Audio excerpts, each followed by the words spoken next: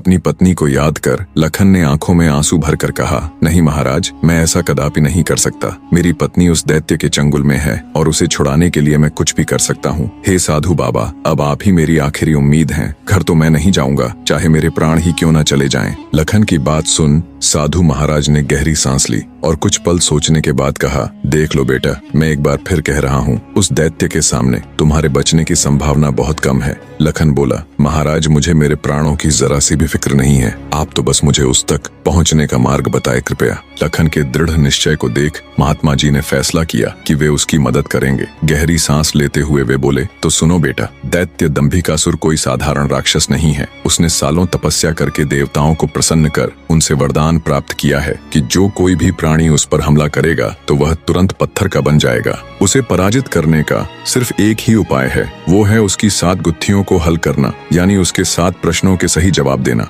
अगर तुम्हारे एक भी जवाब से वो संतुष्ट नहीं हुआ, अर्थात तुमने गलत जवाब दिया, तो भी तुम तुरंत पत्थर के बन जाओगे। उसके हर एक सवाल के हर सही जवाब के साथ उसकी शक्ति कम होती चली जाएगी और उसके सभी 7 प्रश्नों का ठीक ठीक जवाब देने पर अंततः वो शक्तिहीन हो जाएगा। फिर तुम उसके ऊपर आक्रमण कर उसे पराजित कर सकते हो। पर बेटा, वो बिना शक्तियों के भी बहुत बलशाली है, तुम फिर भी उसका मुकाबला नहीं कर पाओगे। महात्मा जी की बात सुन और दैत्य दंभिकासुर को पराजित करने का पूरा उपाय जान। डर की लहर के साथ लखन का पूरा शरीर झनझना जाता है, पर फिर वो अपनी पत्नी को याद कर दैत्य दंभिकासुर के पास जाने का निर्णय लेता है। लखन ने महात्मा जी के चरण छूकर कहा, महाराज, मैं तैयार हूँ, कृपया मुझे उस दैत्य के पास जाने का मार्ग बताएं। महात्मा जी ने लखन को आशीर्वाद देते हुए दैत्य दंभिकासुर की गुफा का रास्ता बता दिया। दृढ़ निश्चय कर एक अदम्य जोश के साथ लखन दंभिकासुर की गुफा की ओर चल पड़ता है। कुछ देर तक कठिन यात्रा करने के बाद लखन उस भयानक गुफा के द्वार पर पहुंच जाता है। वह अपनी तलवार निकालकर गर्जना करता है, दंभिकासुर बाहर आ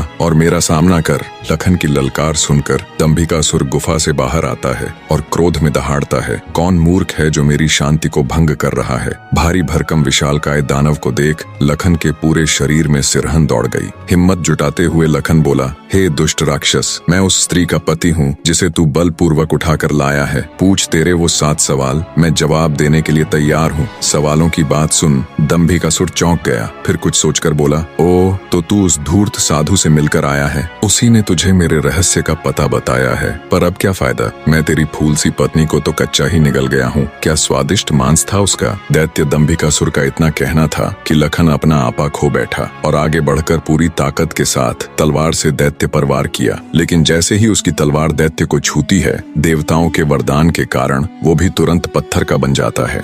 बने रहे।